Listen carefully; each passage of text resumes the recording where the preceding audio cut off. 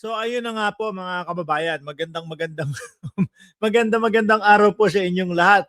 Nag-announce ang Vice Presidente na siya ay tatakbo sa pagka-presidente sa 2028 at ikinagulat nga po ng lahat ng DDS ho, no?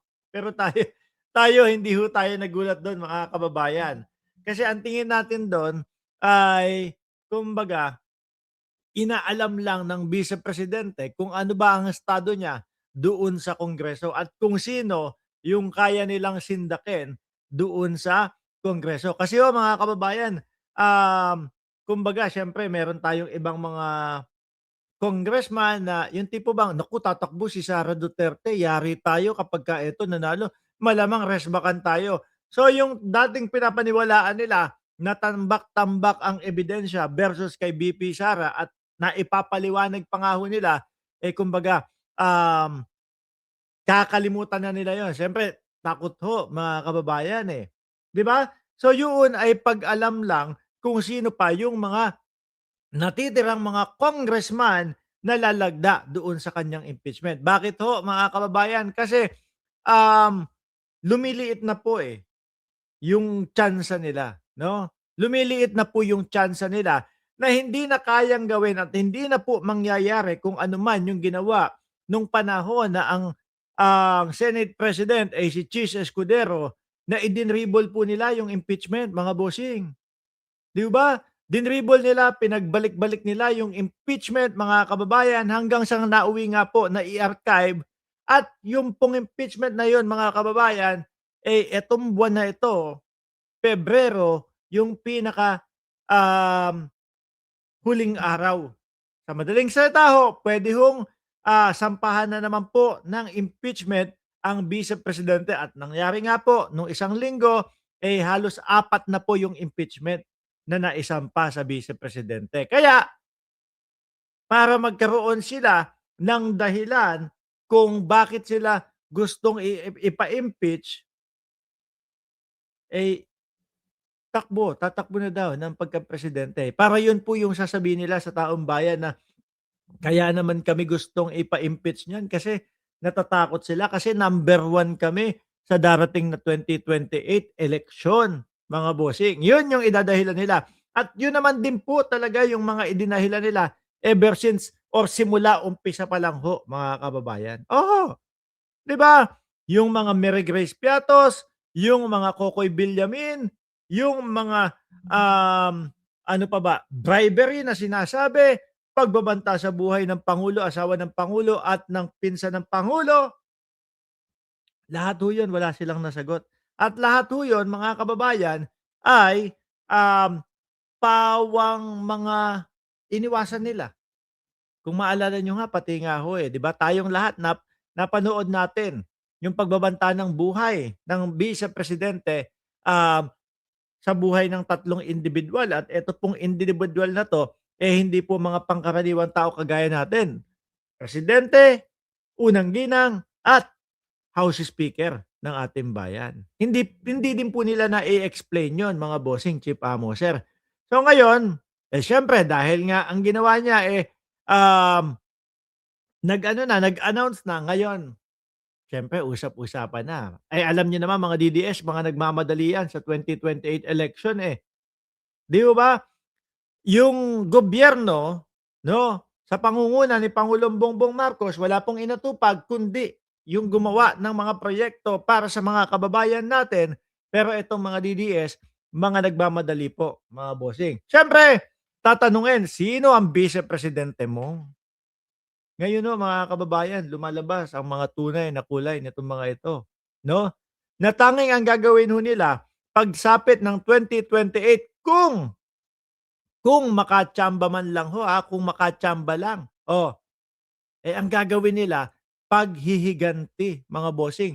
Kulang na nga lang po sabihin ng mga ito, eh, 'no, na ipapapatay nila, eh, yung mga dating hindi sumusuporta sa kanila, eh. Ipapahagilap nila at makakatikim ng kung ano-anong pasakit sa katawan, eh, kapagka, nanalo sila, eh. Bakit 'to? Kasi may basihan tayo. Pakinggan niyo ho. Pero ito lang ang sasabihin ko.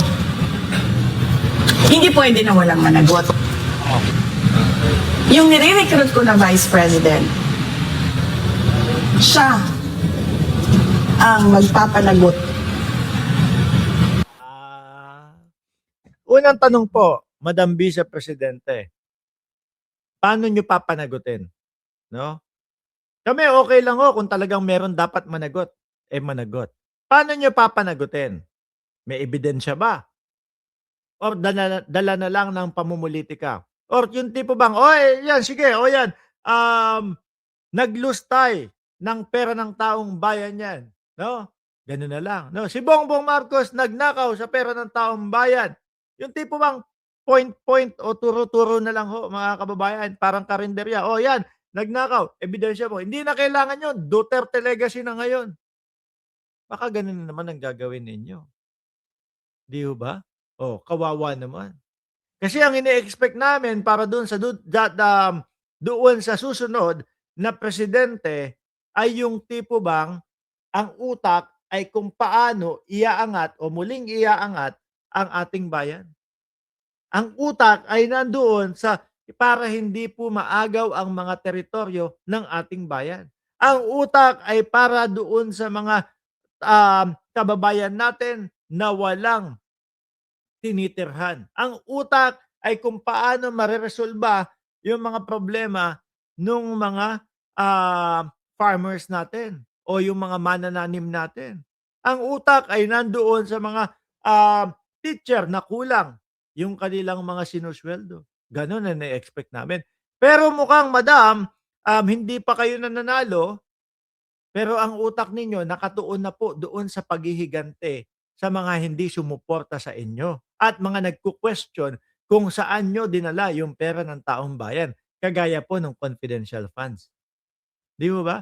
Although hindi man kayo o hindi ikaw yung gagawa na sinasabi mo, pero yung Vice Presidente ang pagagagawain mo, eh, parang talaga namang yung sinasabi ko na paghihigante ang inaatupag o aatupagin niyo, eh, tama, 'di po ba? Hmm. Imbes na sana plataporma de gobyerno kung ano ang, plano para sa bayang Pilipinas, eh, hindi.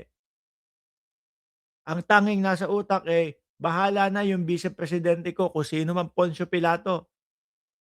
Eh, kailangan madam, galingan mong kumuha ng Vice Presidente. Bakit? Nasa Vice Presidente yung ikapananalo mo. Bakit po mga kababayan?